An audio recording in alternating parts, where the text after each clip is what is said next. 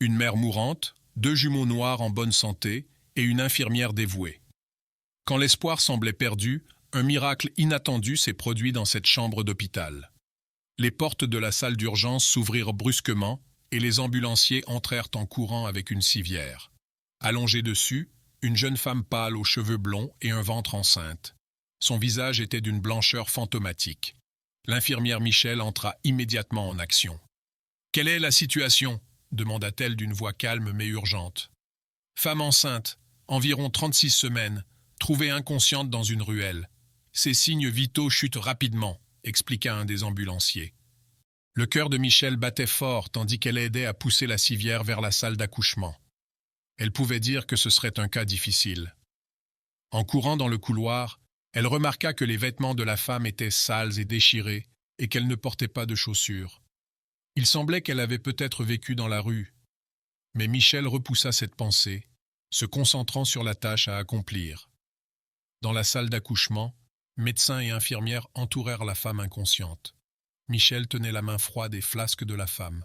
« Restez avec nous », murmura-t-elle, espérant que la femme pourrait se battre. Les minutes suivantes furent chaotiques. Les médecins décidèrent rapidement de pratiquer une césarienne d'urgence pour sauver les bébés. Michel aida, ses mains fermes malgré la tension dans la pièce. Lorsque le premier bébé naquit, la salle se remplit de halètements. Le petit garçon avait la peau noire, contrairement à la peau claire de sa mère. Son frère jumeau, également à la peau noire, naquit peu après. « Deux jumeaux noirs en bonne santé », annonça le médecin, visiblement surpris. Mais il n'y avait pas de temps pour réfléchir à la surprise. L'état de la mère se détériorait rapidement. Les alarmes se mirent à sonner alors que son rythme cardiaque diminuait. « Nous la perdons !» cria quelqu'un. Les médecins firent tout leur possible, mais la situation s'aggrava rapidement jusqu'à ce qu'ils perdent le pouls de la femme. Elle cessa de respirer et les compressions thoraciques ne semblèrent pas aider. L'esprit de Michel était en ébullition. Elle avait déjà vu des cas difficiles, mais celui-ci semblait différent. Peut-être à cause du mystère entourant l'histoire. La femme ou la pensée que les bébés allaient perdre leur mère si tôt? Dans un mouvement désespéré, Michel prit une décision audacieuse. « Amenez les bébés ici !» ordonna-t-elle d'une voix ferme malgré le chaos. Elle dit à l'infirmière de placer les nouveau-nés de chaque côté de leur mère mourante. Michel guida les mains de la femme pour qu'elle touche ses enfants. La pièce devint silencieuse, excepté les doux pleurs des bébés. Michel retint son souffle, espérant. Rien ne se produisit au début, puis les doigts de la femme bougèrent légèrement. Michel se pencha, incrédule. Les yeux de la mère s'ouvrirent, et elle haleta pour reprendre son souffle. « C'est un miracle !» cria quelqu'un alors que ses signes vitaux commençaient à s'améliorer. Les larmes emplirent les yeux de Michel en voyant le visage de la femme reprendre des couleurs. Les jumeaux, maintenant apaisés à côté de leur mère, babillaient doucement. L'équipe médicale se remit au travail pour stabiliser la femme. Michel resta à ses côtés, émerveillé par la puissance du lien entre une mère et ses enfants. Des heures plus tard, lorsque les choses s'étaient calmées, l'infirmière s'assit à côté du lit de la femme, berçant doucement l'un des jumeaux. La mère, encore faible mais réveillée, tenait l'autre bébé. « Je m'appelle Louise », dit la femme d'une voix rauque. « Je ne sais pas comment te remercier. » Michel sourit. « Tu n'as pas besoin de me remercier, Louise. Je suis contente que vous alliez bien tous les trois. Mais si ça ne te dérange pas de me le dire, comment as-tu fini dans cette ruelle ?» Les yeux de Louise se remplirent de douleur, et pendant un moment, Michel pensa qu'elle ne répondrait pas. Puis, à voix basse, elle commença à parler. « Je fuyais », confessa-t-elle en regardant ses enfants. « Mon copain n'était pas un homme bien. Quand il a su que j'étais enceinte, il s'est mis en colère et m'a chassée, » murmura Louise. « Je n'avais nulle part où aller ni d'argent. J'ai vécu dans la rue pendant des mois.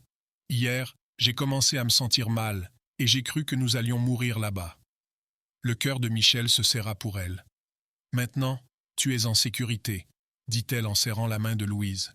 « Vous êtes tous les trois en sécurité. » Alors que Louise se remettait à l'hôpital, Michel sentit une forte connexion avec elle et les jumeaux.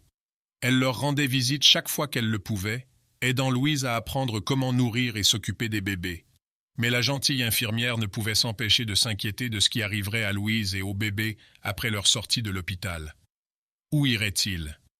Comment une femme sans emploi ni réseau de soutien pourrait-elle s'occuper d'elle-même et de ses enfants? Un jour, alors que Michel changeait la couche de l'un des bébés, Louise parla nerveusement. « Je n'ai nulle part où aller quand nous sortirons d'ici. » Elle n'avait ni travail, ni foyer, ni famille où retourner. « Comment vais-je élever 2 enfants ?» pensa-t-elle, le cœur lourd. « Je devrais les donner en adoption. » Michel s'arrêta, une idée formant dans son esprit. C'était un peu fou, et peut-être même contre les règles de l'hôpital. Mais elle ne pouvait se débarrasser de la sensation que c'était destiné à être. « Et si tu restais avec moi ?» proposa-t-elle. « Juste jusqu'à ce que tu puisses te tenir debout. » Les yeux de Louise s'ouvrirent de surprise. « Tu ferais ça pour nous ?» Michel hocha la tête, se sentant de plus en plus sûr à chaque moment. « J'ai une chambre libre. Ce n'est pas grand-chose, mais c'est quelque chose. Et je peux aider avec les bébés pendant que tu trouves un travail. » Les larmes remplirent les yeux de Louise, et elle serra Michel fortement. « Merci, » murmura-t-elle. « Merci beaucoup. » Dans les semaines qui suivirent, Michel aida Louise et les jumeaux à s'installer chez elle. Il y eut des nuits sans sommeil, des jours difficiles et des moments remplis de joie et de rire.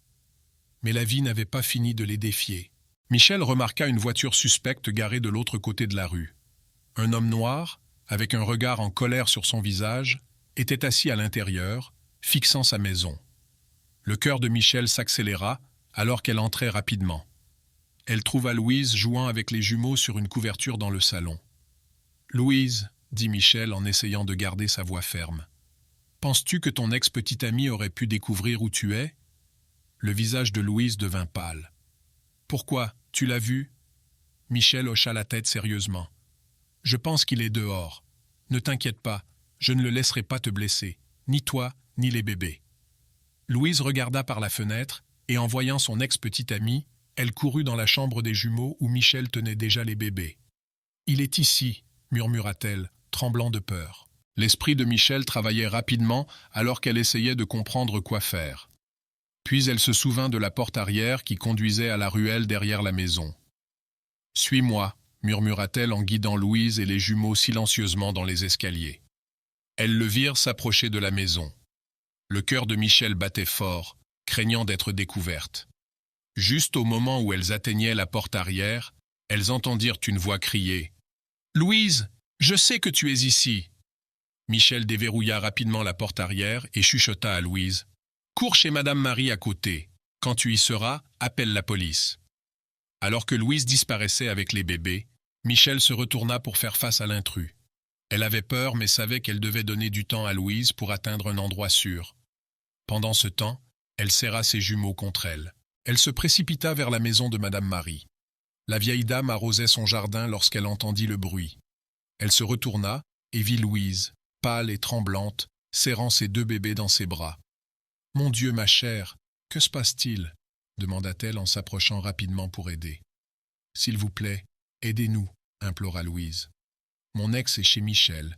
Nous devons appeler la police. » Sans hésiter, Madame Marie fit rapidement entrer Louise et les jumeaux. « Entrez vite » dit-elle en fermant la porte derrière elle. La vieille dame appela immédiatement le 17. « Bonjour, nous avons besoin de la police immédiatement » dit-elle fermement au téléphone. « Il y a un intrus chez ma voisine, et une jeune mère avec ses bébés est venue ici pour se mettre en sécurité. » Arrivé chez Michel, les pas de l'homme crissaient sur le gravier alors qu'il s'approchait, le visage tordu de colère. Le cœur de Michel battait fort alors qu'elle le regardait par la fenêtre, les poings serrés sur les côtés. Lorsqu'il arriva à la porte principale, il la frappa si fort que tout le cadre trembla. « Louise !» cria-t-il, la voix pleine de rage et de désespoir. « Je sais que tu es là. Ouvre la porte !» Michel respira profondément, essayant de rester calme. Elle savait qu'elle devait gagner du temps pour que Louise et les jumeaux puissent s'échapper. Les mains tremblantes, elle ajusta sa chemise et se dirigea vers la porte. Elle l'ouvrit légèrement, maintenant la chaîne de sécurité en place, et fit face à l'homme avec le menton levé, essayant de paraître plus courageuse qu'elle ne se sentait. « Puis-je vous aider ?» demanda-t-elle d'une voix ferme malgré sa peur. Les yeux de l'homme brûlèrent de fureur alors qu'il essayait de pousser la porte davantage. « Où est-elle » gronda-t-il, son haleine sentant l'alcool. « Où sont Louise et ses enfants ?» Michel tenait fermement la porte, ne le laissant pas entrer. « Je ne sais pas de qui vous parlez, mentit-elle, son cœur battant si fort qu'elle pensait qu'il pourrait l'entendre.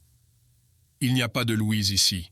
Vous devez partir maintenant ou j'appelle la police. » Le visage de l'homme se tordit d'incrédulité et de colère. Il se pencha plus près, sa voix se baissant à un grognement dangereux. « Ne me mens pas, je l'ai vu par la fenêtre.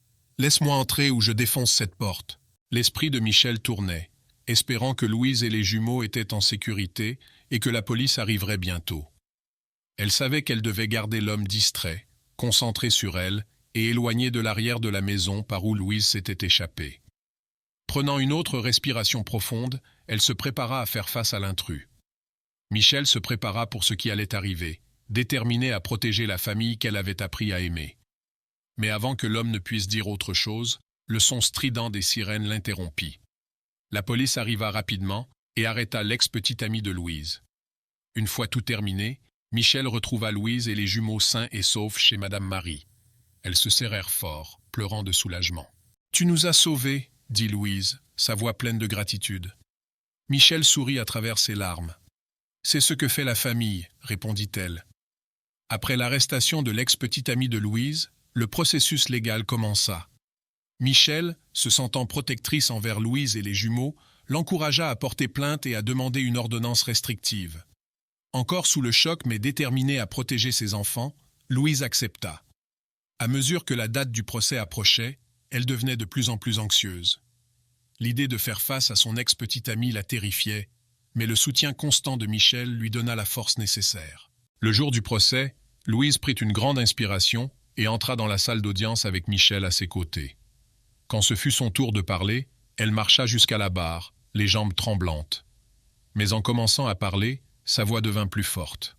Elle parla des abus qu'elle avait subis, de la peur qu'il avait forcée à vivre dans la rue et de la façon dont elle avait essayé de protéger ses jumeaux à naître. « J'avais peur tous les jours, » dit Louise, sa voix tremblant légèrement. Quand je lui ai dit que j'étais enceinte, il s'est mis en colère. Il ne voulait pas des bébés et m'a chassée avec seulement les vêtements que je portais. Louise continua de décrire les mois qu'elle avait passés sans abri, toujours dans la peur, et le jour où elle s'était effondrée dans une ruelle. Elle parla avec plus de confiance en racontant au tribunal le comportement menaçant de son ex-petite amie chez Michel. Michel, assise dans l'audience, se sentait fière du courage de Louise. Quand ce fut son tour de témoigner, elle expliqua clairement ce qui s'était passé le jour où l'homme était apparu, décrivant son agressivité, la peur de Louise, et comment elles avaient dû agir rapidement pour protéger Louise et les jumeaux. Le juge écouta attentivement tout ce qu'elles dirent, le visage sérieux. Après avoir considéré toutes les preuves, il prit sa décision. « Basée sur les témoignages et les preuves présentées, dit le juge, j'émets une ordonnance de restriction permanente contre l'accusé. Il doit se maintenir à au moins 500 pieds de Louise, de ses enfants et de son domicile. Cette ordonnance couvre également la maison de mademoiselle Michel. » Louise éclata en larmes de soulagement et Michel lui serra fortement la main. Le juge continua. De plus, il est interdit à l'accusé d'avoir tout contact avec Louise ou les enfants, que ce soit en personne, par téléphone, par courriel ou par l'intermédiaire de tiers.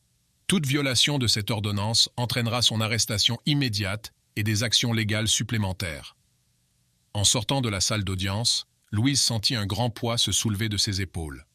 L'ordonnance de restriction signifiait qu'elle pouvait enfin se sentir en sécurité, sachant que la loi était de son côté. « Tu étais incroyable là-dedans », dit Michel en serrant Louise dans ses bras. Louise sourit à travers ses larmes. « Je n'aurais pas pu le faire sans toi. » En sortant, Louise ressentit un nouveau sentiment d'espoir. Avec l'ordonnance de restriction en vigueur et le soutien de Michel, elle pouvait enfin se concentrer sur la création d'une vie sûre et heureuse pour elle et ses enfants. Il y aurait des défis à relever, mais pour la première fois depuis longtemps, Louise se sentait libre et protégée. Et voilà, amis.